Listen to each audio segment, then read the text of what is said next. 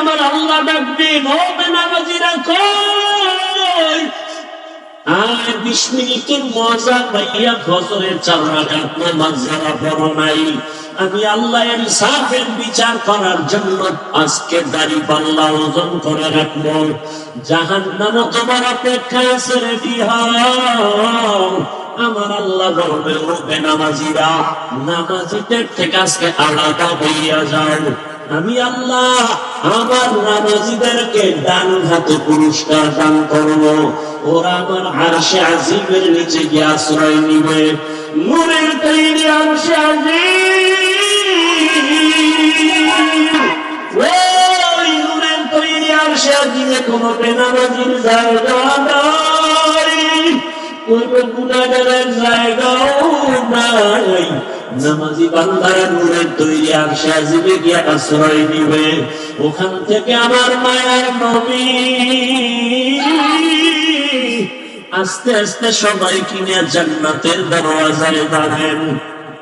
জান্নাতের গেটের সামনে একটা বিশাল বড় পানির কূপ আছে, ওখানে গোসল করাবেন।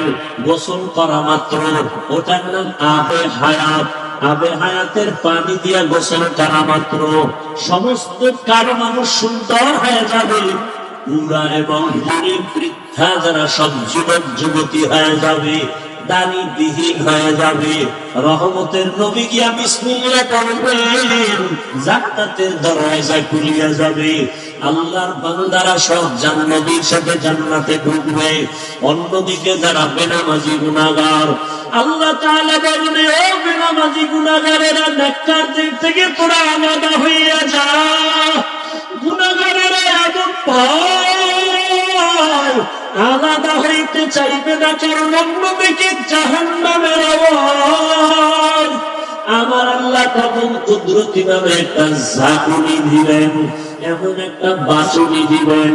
বাঁচুনি দেওয়া মাত্র গুনাহগার গুলো বাতাসের মতো উড়িয়া উড়িয়া জাহান্নামের দরওয়াজায় হাজির। আল্লাহ গায়বী আওয়াজ আসতে থাকবে আল্লাহর পক্ষ থেকে, এই বেনামাজি গুলো জাহান্নামের শিকল লাগাইয়া বাঁধো, এদের হাতে পায়ে জাহান্নামের শিকল লাগাও।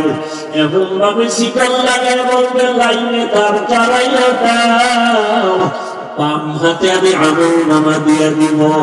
বাম হাতে যখন আমলনামা দিবে, আল্লাহ পাক বলবে, ফেরেশতারা, আমি অর্ডার করলাম এই বেনামাজি গুনাহগার জাহান্নামী দুনিয়াতে আমার দেওয়া পানি